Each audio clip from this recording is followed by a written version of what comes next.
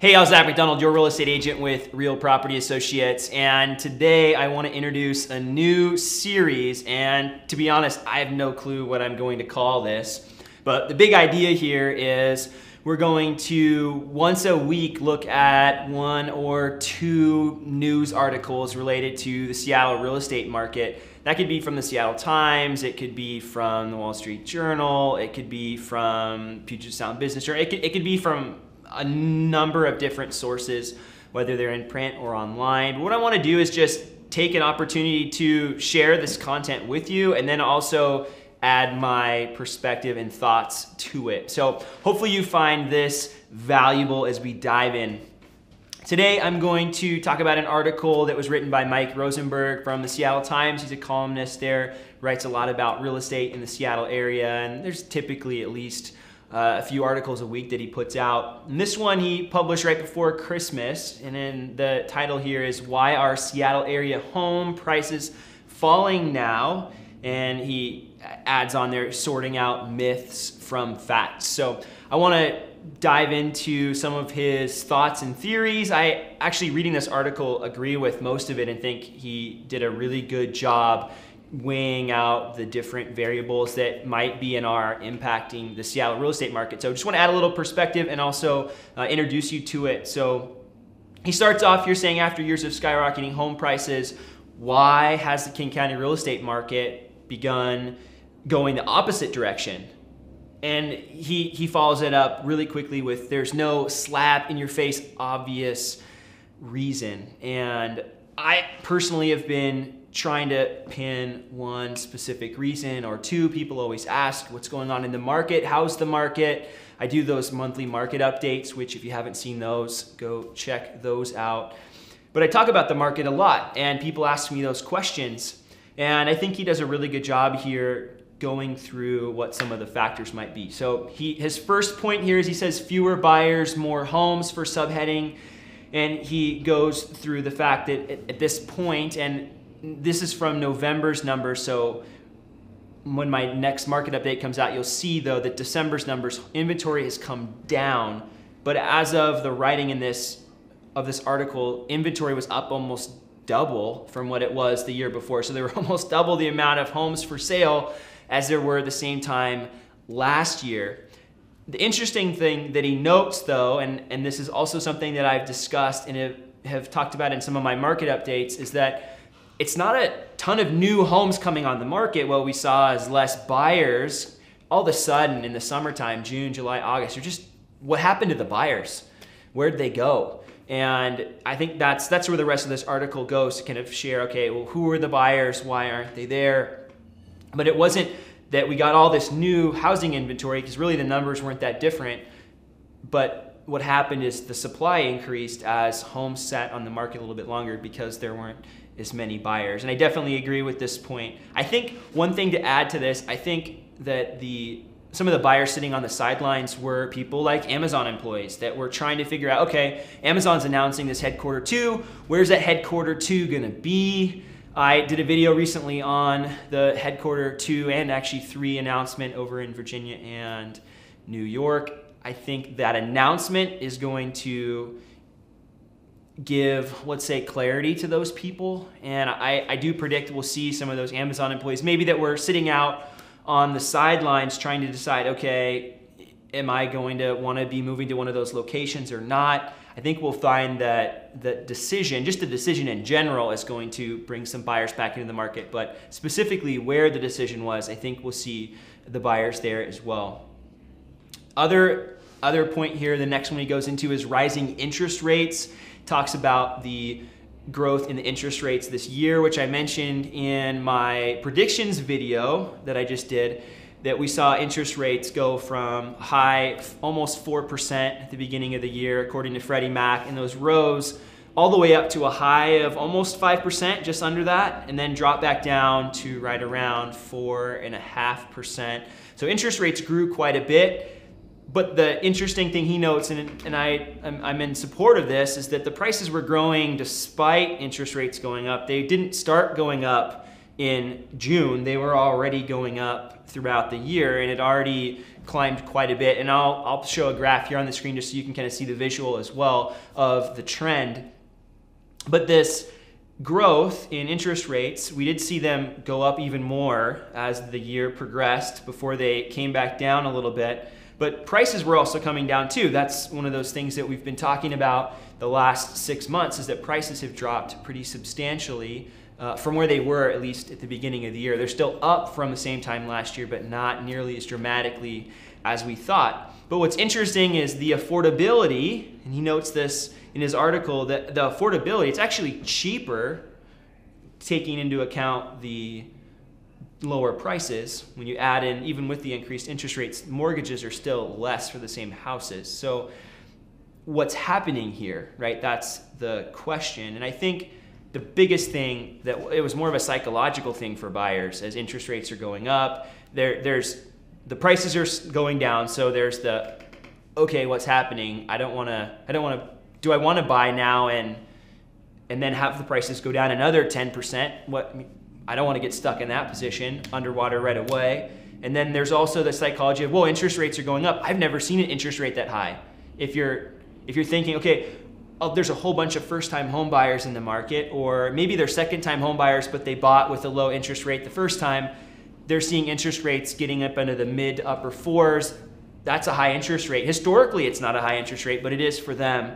And I think as we're heading now into 2019, we're going to see that psychology flip as that sticker shock wears off. I mean, I'm assuming that you have at one point gone, and I know I've gone and, okay, I want to get, let's just say, I want to go get a new computer. I want to get a new laptop, and maybe I hadn't bought one for a few years. Well, we'll use this one as an example. My Surface Book, I had a laptop from college that I was using and had been using until I bought this a few years ago. And that previous laptop cost $650 or something like that. And then when I go to buy a nice new laptop, I'm looking at a couple grand, and there was a sticker shock that was associated with that. And I had to think about it or sleep on it. And after sleeping on it or a couple days, I realized, okay, well, that's just what it costs to buy a computer. If I want a nice one, looking at the MacBooks and comparing them with some of the other computers. And so I think the same thing's going to happen, if it hasn't already, with buyers, is interest rates are going to go up. That's inevitable. They're not going to stay at the lows that we've seen. It's not sustainable. And once you start to adjust to that, you start to adjust to it. Okay, this is just the way it is. So I think we'll see that shift here. Another thing that he brings up here is the seasonality. He kind of nicely nudges the real estate brokers like myself that have clients and people that are asking these questions. Well, what's happening? An easy answer, and it almost sounds like he's hinting that it's a cop-out, is that it's just seasonal. It happens every year. We see this happen every year, and prices are gonna just keep going up again in the spring. I think that there is a seasonal aspect to it. It started way earlier though. Normally we see the seasonal kind of slowdown happening in the mid to late summer and continuing on through the rest of the year. Now we did in 2016, I talked about this a few months ago in my monthly market update, I think it was the one in November, talking about the similar feel that there was in the office and in conversations about the home prices. Man, these are the highest prices have ever been in the Seattle area. There's no way this can continue. And there was a dip in the sales and in the prices, and with similar numbers to what we've seen. Now, it wasn't as long lasting and it didn't happen as early, but I do think there is a seasonal aspect mixed in along with some of these other things we're talking about, right? We're talking about buyer psychology, seeing prices kind of get to the top. Maybe they're tired and burnt out. That's another aspect that I think to the buyer's psychology is, man, I'm kind of tired. I made like 7 offers and there's no way I'm going to pay this price anymore. And then the other piece that he brings up here is foreign buyers. And I think this one has some validity to it. I've worked with multiple clients that are from outside of the country, but most of them are actually living here, setting up residence. Maybe they've got a job here. There is the investor as well that's just strictly purchasing here, not coming over. But from my experience, some of the people that are buying from out of the country are also living here as well. But if it's hard to get the money out, like he's suggesting, and it's actually true. I had these conversations with clients, like my down payment isn't going to be as much as I'd like it to be, or I need to wait to jump through the different hoops that my government has put up to get the money here. So those are definitely real concerns. I think the stats that he quotes here from I'm going to butcher this, but Juwai.com, the home search site, that the searches have gone down 40 to 45% in the last 6 months for people in China looking for real estate in Seattle. That's a pretty significant stat. Be interesting to follow that along. But that does indicate that there is less interest, for whatever the reasons are. Maybe it's the trade talks that we've been having or haven't been having they just haven't been going well, let's be honest. And so there's probably multiple factors that are impacting that, but there has been quite a bit of a foreign buyer interest, and there has been a lot of that driving prices up too. So there's so many different factors that have been impacting the prices, not just Amazon effect. There's also been people that have been outside the country investing. The housing construction bullet point, and he notes that he doesn't think that housing construction has really impacted at least residential buying and selling of houses. It certainly has affected the rental market, because most of the construction that we're talking about is rental units, apartments. The apartment market really did flatten out, but the housing market kept going up this year before it did have its dip.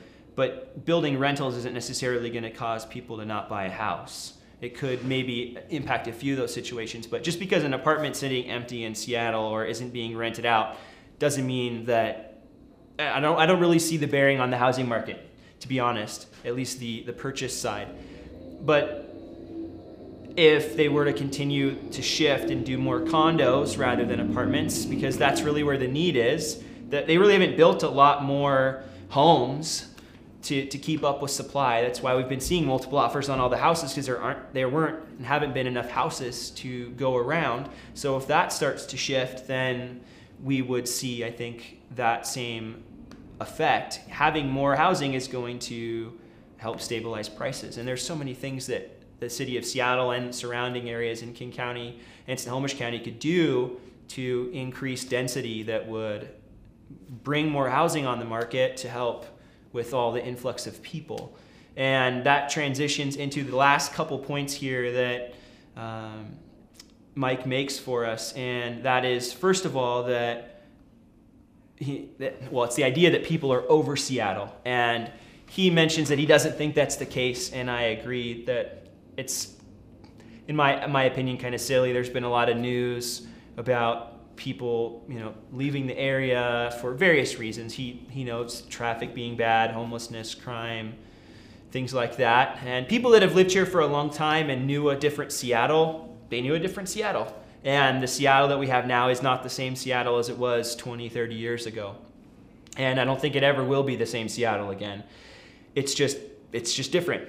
And the idea, though, that we have a whole bunch of people leaving and nobody else coming here is kind of silly, and the data just doesn't support it. And he quotes a few different sources here. He first of all references a Redfin study that they did, or a report that showed more people looking to move out, and they're searching on their site, move out than move in, which they did have that for a bit. Maybe that was even surrounding the Amazon search, right? Oh, well, where are some of these cities people might be moving to? But then recent data has actually shown that that's not the case. There's actually more people looking to move into Seattle than move out. The other thing that he quotes and mentions here are the driver's license registrations for people outside of the state and also outside of the country coming in. The numbers are pretty much the same as they've been the last few years. There's still a whole bunch of people moving here. It's not that everybody's leaving Seattle and nobody's going to be coming here. You're always going to have an inflow and outflow, but what we've seen over the past few years is a lot more people coming here than leaving for those same reasons, a lot of them. And then affordability was the last thing he mentioned, that from the 2010, 2017 home prices across the metro area have soared 54%, while incomes grew only 16%. That is true. Home prices have gone up a lot faster than incomes. But something that's interesting to consider is that we're comparing affordability with the largest recession we've had in a long time, and home prices in a super depressed real estate market growing while incomes haven't grown as much. But if you were to look back, okay, let's erase that period, because that's a terrible marker of affordability. Because of course, during that time, homes are gonna be the cheapest they were in a long time. But like, let's look back to the 90s and early 2000s when home prices are growing steadily and incomes are growing and inflation's happening. I don't think the affordability is that much different than it was then. It probably is a little bit more with the great growth that we've seen over the last few years, but I don't think it's quite as blown up as it seems, because what we're comparing to is a huge recession. So I'm going to do some more research on this topic because it's actually one I'm pretty interested in, is how different is the affordability really now than it was. So stay tuned for a different video on the subject with a lot more data into it. The ending thought that he ends with here is that, with normally slow winter market now upon us, we likely won't know the full answer until spring, when prices almost always float upward. I think that, and I've projected this, you can take a look at my predictions for 2019 in a separate video that I posted a few days ago. I think we're going to see that inventory is going to continue to dwindle into the winter months, and that we will see more buyers come back into the market, and we will see prices climb again in Seattle. Not dramatically, but I'm predicting 3 to 5% growth in 2019, and that's where I think we're going.